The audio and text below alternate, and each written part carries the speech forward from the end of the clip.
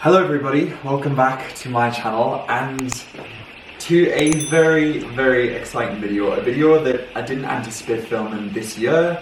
I didn't anticipate it would be essentially doing what we're about to be doing. As you can tell by the title, this is the start of kitchen renovation vlogs. So I feel like I've got to kind of give some context as to how we've got here, and if you're new to this channel you may not have seen the empty house tour, but basically Zara and I bought this property back in October 2023 and we're coming up to a year of being in the house, and I feel like we're filming it on a day that kind of gives context as to what we're doing and why we're doing it. So when we bought this house, one of the things that we loved about the kitchen, but one of the main concerns that we grew to learn, is that this roof is the most problematic part of this house.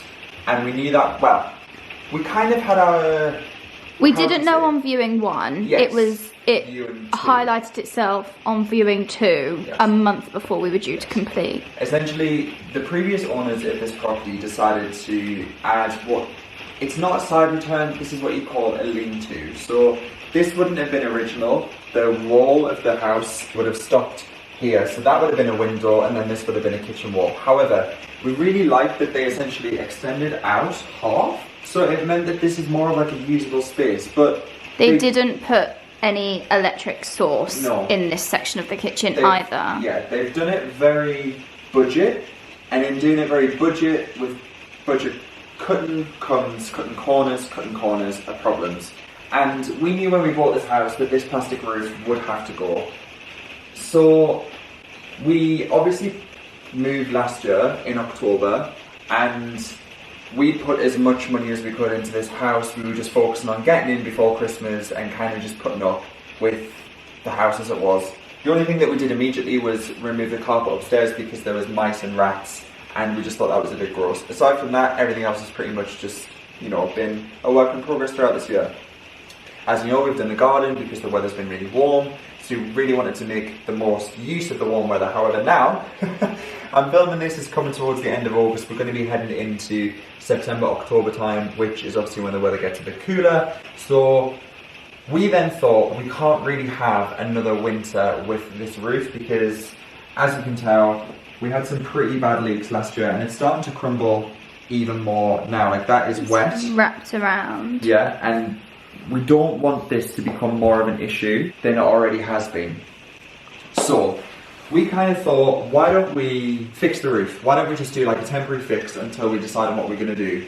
And the whole idea is that we were going to extend, because we bought the house with the idea that we were going to do a full side return, beautiful glass, make a really big kitchen. We live in London, and the expense of that, we had people, sorry, I've got plaster on my hands, we had people quote, and it was eye-watering. It's absolutely eye-watering, especially after COVID, with the cost of materials, the cost of labour. Builders can't do things what they used to be able to do 5-10 years ago. It's just so expensive to do anything now. So They said it was quotes like telephone numbers. yeah, we're talking 6 figures, and we're super mindful as well of what we bought the house for. You've got to keep in mind your sale and value, and we just didn't really feel like it would be worth the investment upon return of, you know, we would enjoy the space, and I'm sure if whoever comes to buy the house in future would love the fact that it's got a lovely side return, but it just feels like we'd just be doing it for the sake of it and spending a lot of money. You've got to dig foundations, you've got to do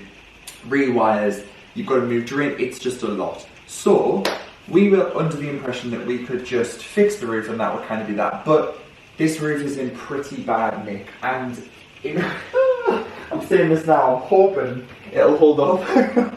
The roof is now actually slid down, so the only thing that's stopping water coming from that top is the flashing.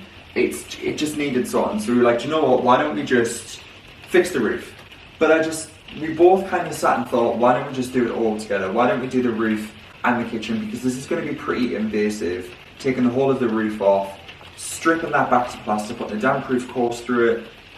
I feel like if you're going to do that level of invasive works, you might as well just do it all at once, live through a bit of hell, and then you've done it. And hopefully, fingers crossed, touch wood, we won't need to do it again, because it needs sorting before it gets into the wet months. So, this brings us on to the title of this video. We're renovating our kitchen. It's been a process. It's been a real process, and I just want to say that it's a decision that we haven't came to lightly. We've given it a lot of thought. We've been through countless revisions of kitchen plans, designs, what we want, what we're working with, and we've settled on a design that is getting delivered on September 5th, which is very soon.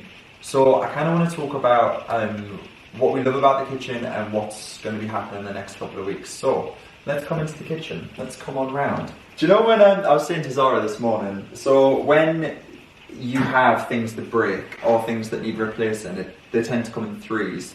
I don't know if you've ever heard this. So like, say your washing machine would break, your tumble dryer would break, and then your iron would break, and that would be your three. Things come in threes apparently.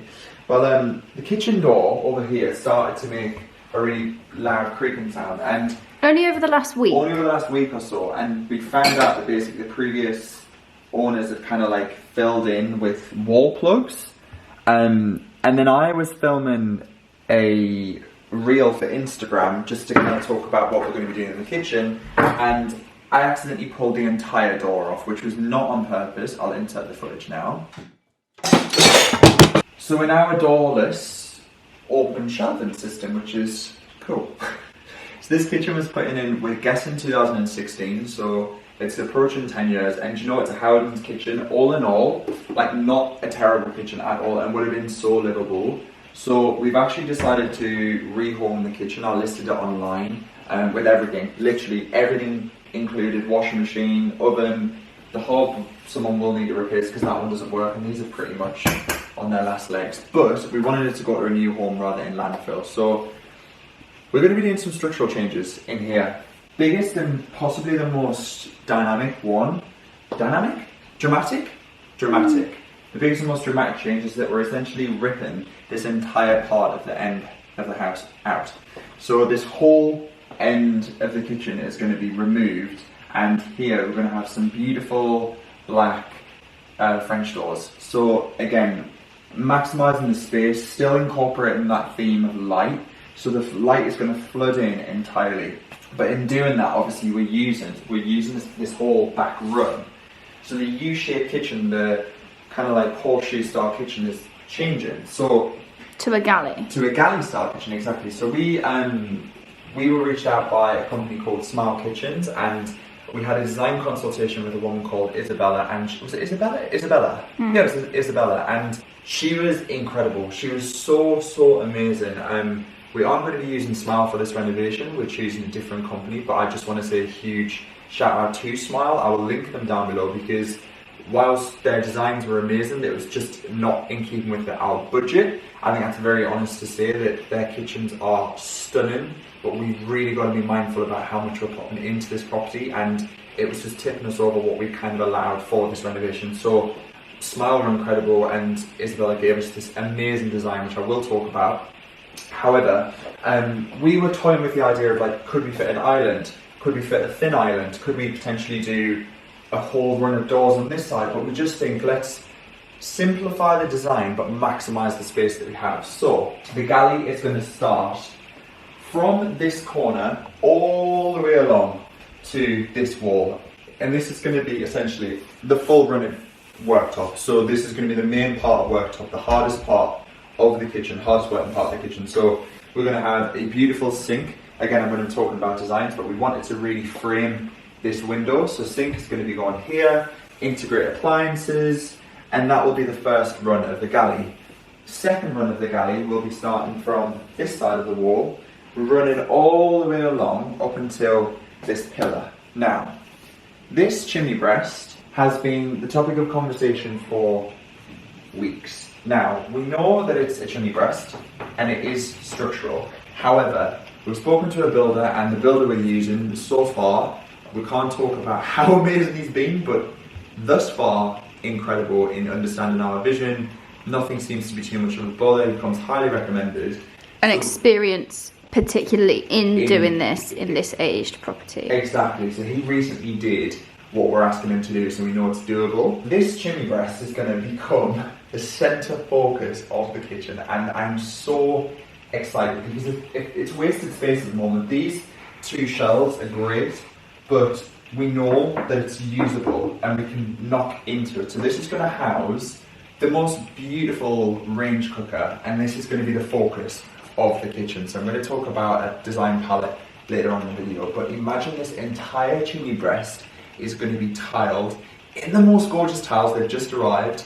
So we've been working on this behind the scenes, but this is going to be the heart, the hub, the beating heart of the kitchen, and I'm so excited about it. So we're going to have cabinetry all the way along. We're going to be going for a lovely Calcutta quartz with a nice vein through it. So I'm going to do a shout out to a book that has been brilliant. Zara bought it for me on my birthday a couple of years ago. It's been fantastic. But we were told, spend money on your touch points. So handles and countertops. Splurge on those because they're the things that you touch and use every single day. Save perhaps on other elements.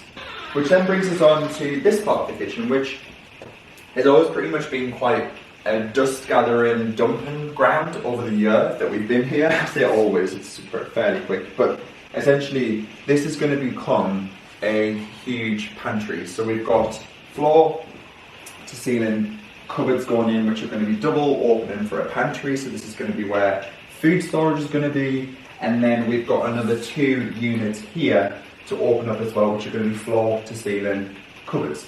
So a full run of wall units here, which is really maximising the space, obviously, which means the radiator needs to move. So we've contemplated that and then considered that in a design choice as well.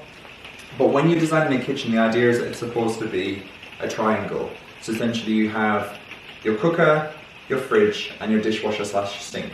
And I feel like we've kind of got that here. So we're going to have cooker here as our first point, straight up to the sink, which is your second point, and then this is going to remain the fridge, but we're going to have one whole run of fridge and then one whole run of freezer. And this was Zara's genius idea. This is going to be our coffee bar. So we're going to have coffee machine, kettle, and big Sage bean to cup machine here. So it's going to be a really lovely prep area.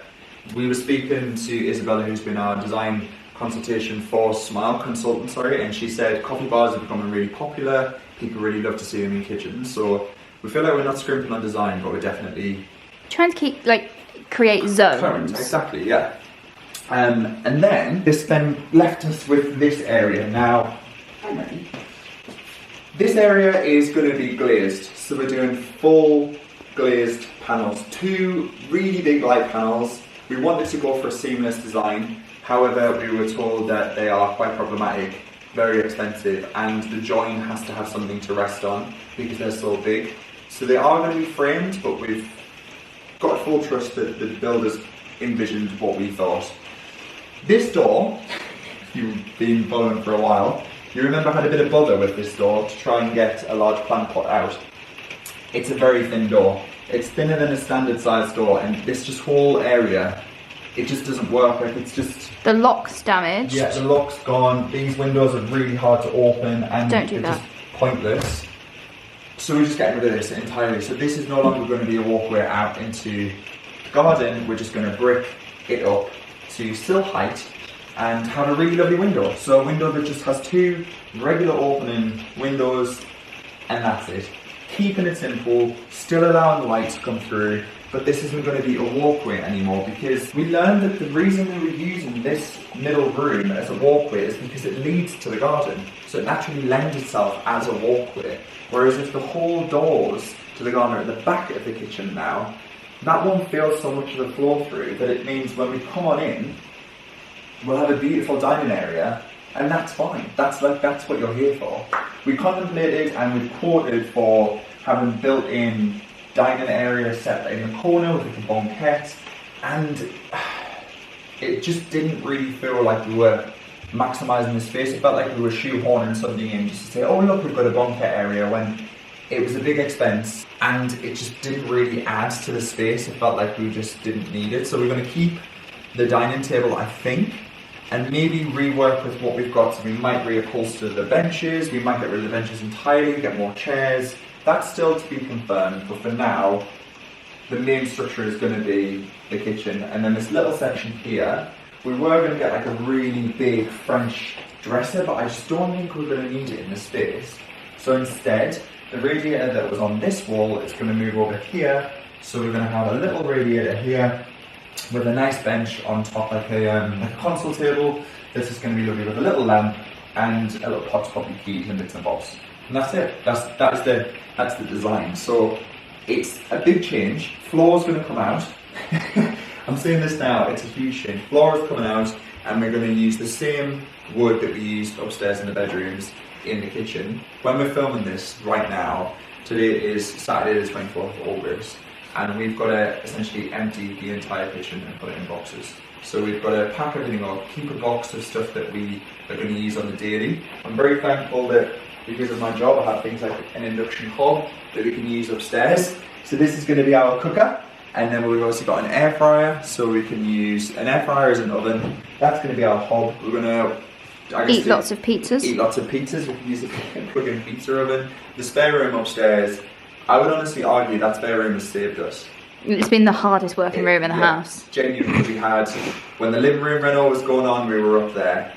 That's now going to house the shed, because the shed's been ripped down. We're now going to be using that as our kitchen upstairs. So that spare room, thank goodness we've got it. So yeah, very, very exciting stuff. It's going to be an interesting series on YouTube, and I'm feeling very hopeful and excited and energetic now. I imagine in a couple of weeks I might be like, holy moly, that was a lot. But I'm excited. It's a big project. It's something we've never done before, and it's something that we aren't doing ourselves. We're enlisting help. So it's a lot of trust, but Zara's got so much experience in property and working with contractors and working with builders and being direct, but also being understanding. So it's going to be a learning curve for me, but I feel like we're definitely going to be able to get a beautiful result at the end of it. So I feel like I've been talking a lot in this, and I'm really, really excited. So the next video you guys are going to see, I'm going to talk you through the kitchen. So we're going to be talking through samples, we're going to be talking through design process, kitchen renders, floor plans, and how we got to this decision. Because when I say we've gone through drawings, measurements, I think we've had 5 design consultations across the whole market research. I'm going to be talking about comparison kitchens. It's going to be a very informative video, so if you are considering doing a kitchen renovation, I definitely hold out for that one. But on the whole, I'm very much looking forward to it. So I'm going to leave you guys with this video. Let me know your thoughts, and if you've got any tips on what you did when you did your kitchen renovation, then please leave them in the comments. And yeah, the next video you guys are going to see is going to be hopefully what the kitchen's going to look like when we finish it. So yeah, thank you so much for watching. Lots of love to you all. Take care, and I'll catch you all very soon in a future video. Bye for now.